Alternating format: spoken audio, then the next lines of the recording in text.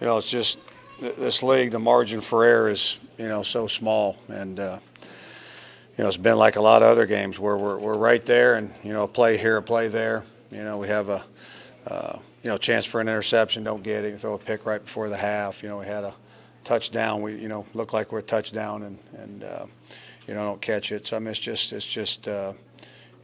it's tough because you play here, play there, and maybe you're a little bit closer, and maybe you got a little better chance in the end. But I thought the offense moved the ball well. Defensively, we didn't give up explosives. But then we didn't capitalize on some plays we needed to get off the field. With the exception of the 1 4th down stop on the replay.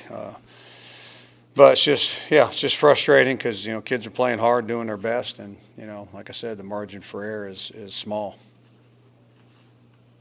Y'all got off to a better start than y'all been getting off to, though. Yeah, I've always, I'm old school, so I mean, I've always, if you win the toss, you defer, to the second half because then they're going to take the ball and then you get to choose the wind to start the game. I've always been, conventional wisdom is that you get 2 out of the 3. You get the wind and you get the chance to get the ball coming out of the half. But the way we've been playing defensively, I mean, I was really close to telling the kids today just take the ball, because we've when we've won the toss and deferred, they've scored and we're down 7, But thank goodness our offense went down and scored, and it seemed like it was 7-7 for a long time, And then they missed a field goal, and really, we've been really good on our field goal, block stuff here the last 3-4 weeks, and I think people are seeing that on tape, seeing us get close, seeing us block one against Illinois State, and I think that gets inside of a kicker's head,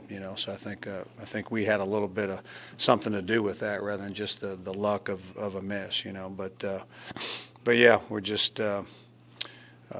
Frustrating and hard to take, but our kids are playing hard. Coach, you just alluded to it just a little bit, but just from your perspective, in your eyes, you're seeing it, the front 7. How do you change Murray State's defense?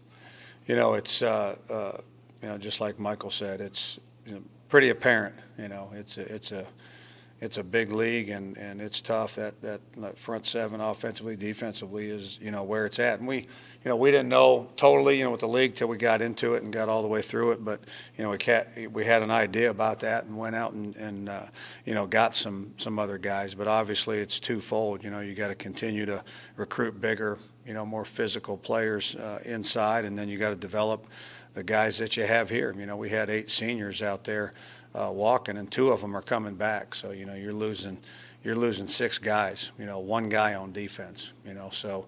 You got to develop all those guys you got coming back. I'm sure nobody in the league will have as many guys coming back as we will. So you got to develop those guys, and they got to improve, and then you got to try to go out and recruit some guys to add to them. I guess the words are probably going to get out on Nick Walker. He's going to call that fake punt, isn't he? Well, he did a really nice job because. We had an alignment and, just looking for numbers and again, you got to have confidence in him and, asked him at the beginning of the week, hey man, can you pitch the ball? Oh yeah, coach, I can pitch the ball, so pitched the ball and, got the throw there, and that was big too on Ben. I sent Ben a text on Sunday night, when I was looking at the film, said, hey man, can you catch? He goes, yeah, coach, I can catch. It's like, okay. Nick said he can pitch it, and Ben says he can catch it. Well, go ahead and run it if we get the numbers. So. And then right after that, boom, he finds Russ with a touchdown. Yep. That doesn't seem like a 2-8 football thing. Yeah. We did some things. The kids made some plays. I said, we missed some plays, could have kept us in it, but we did make some plays to keep it close. Especially early. Kids made some. Jaden played outstanding. I mean, it's first football game really he's played. I think he played a little bit in Louisville maybe, and that might have been the last. But he's always prepared, always ready, and he fired our team up now. You saw saw a little bit of the Mayfield come out in him, you know, when he kept that ball in zone read and you know, I don't know if you count running the kid over, but probably in his eyes running the kid over, but you know, that got the sideline juice. You know, it makes me nervous as a coach, but Yeah. it gets the sideline fired up when your quarterback's going to stick it up in there, you know. Hey, Dean, could you just talk about next season begins right now? Yeah. You were telling your team about it a minute ago. Yeah, there's no doubt it you know, begins right now. You know, it's a you know, kind of a somber thing in the locker room because you're losing some kids you love and that you've been around. You know, some of those guys, Cole and Jacob, you know, for 4 years. You know, so that makes it tough. But you know, it's you got to start. You know, we know what it's like now. We've been through that conference.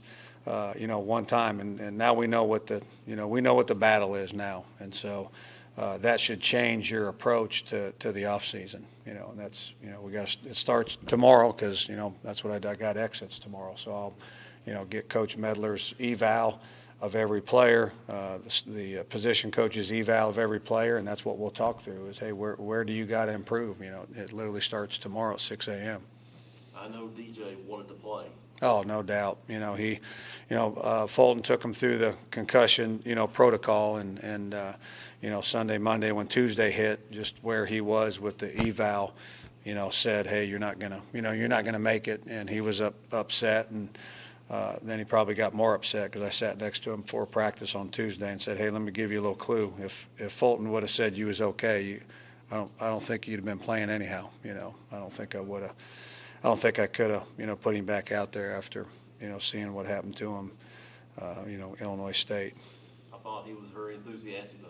Oh, he was phenomenal. Telling everybody. Yeah, I told him he looked good in a headset. You know, he might want to think about that when he's done playing. Well, you spend a lot of time on the sideline right next to Jake. Oh, yeah. Oh, yeah. There's a tight relationship there. Oh, those kids are really, really tight. Yeah, yeah. There's no. He was 100% from the heart wanting him to do well.